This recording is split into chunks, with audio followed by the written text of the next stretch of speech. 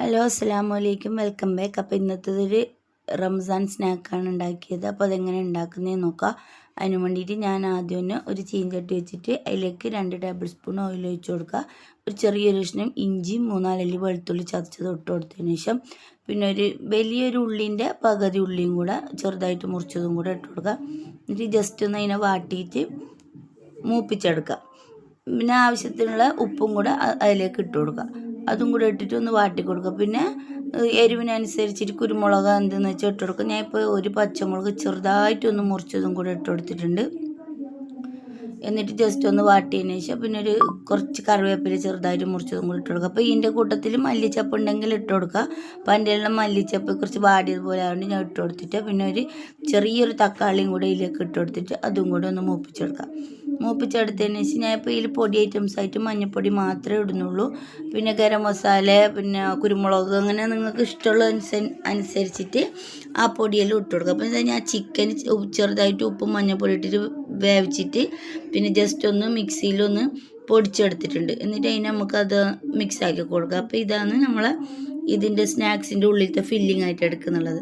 അങ്ങനെ ഇതെല്ലാം ഒന്ന് മിക്സാക്കി വെച്ചിട്ടുണ്ട്. നല്ല ഫില്ലിംഗ് ആണ്, എന്തായാലും ഇത് ഉണ്ടാക്കും മനസ്സിലാവും. അപ്പോൾ അതിൽ ഉപ്പ് കുറച്ച് കുറവായിട്ട് തോന്നി, അങ്ങനെ അതിനൊന്ന് മാറ്റിയൊക്കെ ഇട്ട് കൊടുത്തിട്ട് ഇപ്പോൾ ഞാൻ 4 ഉരുളക്കിഴങ്ങ് പുഴുങ്ങി വേവിച്ച് വെച്ചിട്ടുണ്ടായിരുന്നു. അപ്പോൾ അതൊന്നും വീഡിയോ ആയിട്ട് എടുത്തിട്ട് അപ്പോൾ അതിൽ നിന്നൊന്ന് മാറ്റി വെച്ചിട്ട് 3 ഞാൻ എടുത്തത്. എന്നിട്ട് അതിലേക്ക് പിന്നെ അരമുറി ഉള്ളി ചെറുതായിട്ട് മുറിച്ചിട്ടു. അപ്പോൾ മൊത്തത്തിൽ നമ്മൾ ഇപ്പോൾ ഇതിലെടുത്തത് ഒരു ഉള്ളിയാണ് ഫുള്ളായിട്ട് എടുത്തത്.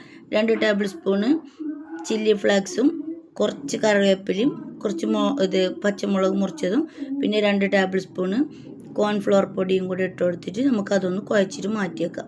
അപ്പോൾ ഞാനിതൊരു 6 ബ്രെഡ് ക്രംസ് പൊടിച്ചതും വെച്ചിട്ടുണ്ട്.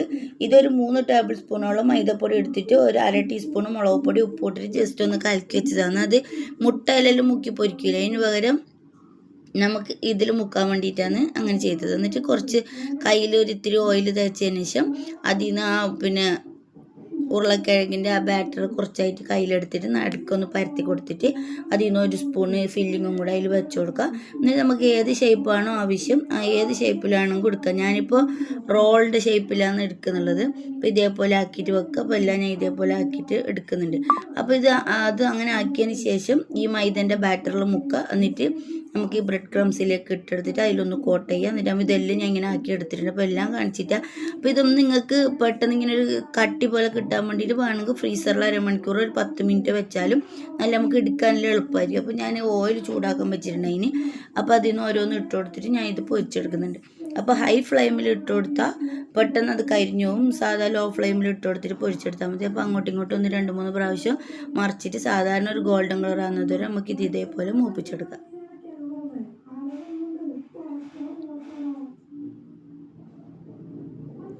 അപ്പോൾ ഇത് ചിക്കൻ റോൾ ഇവിടെ റെഡി ആയിട്ടുണ്ട്. നല്ല സൂപ്പർ സാധനമൊന്നും എളുപ്പ പണിയും തന്നെ. നമുക്ക് നോമ്പെല്ലാം വരാനായില്ല. അപ്പോൾ നോമ്പ് തുറക്കാൻ എന്തായാലും എണ്ണക്കടി ഇല്ലാതെ നോമ്പ് തുറ ആരെടുത്തും ഉണ്ടായില്ല. ഇനി എത്ര ഡയറ്റ് എന്തെന്ന് പറഞ്ഞാലും. അപ്പോൾ ഇത് ഇതേപോലെ ആക്കിയിട്ട് നമുക്ക് ഫ്രീസറിൽ പിന്നെ ഇത് സൂക്ഷിക്കാനും പറ്റും. പിറ്റേ ദിവസം എടുത്ത് ചെയ്താലും മതി അങ്ങനെ. അപ്പോൾ ഞാനിത് മൊത്തം ഇവിടെ 8 എണ്ണേ ആക്കിയിട്ടുള്ളൂ. അപ്പോൾ ബാക്കി 4 എണ്ണം കൂടെ ഉള്ളതും ഞാൻ ഇതേപോലെ തന്നെ പൊരിച്ച് കോരി എടുക്കുന്നുണ്ട്.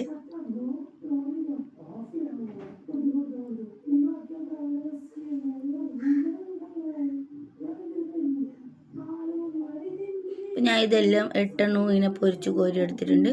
നല്ല ഇത് അടിപൊളി സ്നാക്സാണ്. ഒരുപാട് എണ്ണയൊന്നും അങ്ങനെ കുടിക്കുകയൊന്നുമില്ല. അപ്പോൾ ഇത് ഇന്നത്തെ വീഡിയോ ഇത്രയേ ഉള്ളൂ. ഞാൻ ഇതൊന്നും മുറിച്ചിട്ടും കൂടെ കാണിച്ചു തരാം. അപ്പോൾ ഇതിൻ്റെ ഉള്ളത് എങ്ങനെ ഉണ്ടാവും. അപ്പോൾ വീഡിയോ ഇഷ്ടമായെങ്കിൽ എന്തായാലും ഉണ്ടാക്കി നോക്കുക. ലൈക്ക് ചെയ്യുക, ഷെയർ ചെയ്യുക, സപ്പോർട്ട് ചെയ്യുക, സബ്സ്ക്രൈബ് ചെയ്യുക. അസ്സലാമു അലൈക്കും വറഹ്മത്തുള്ളാഹി.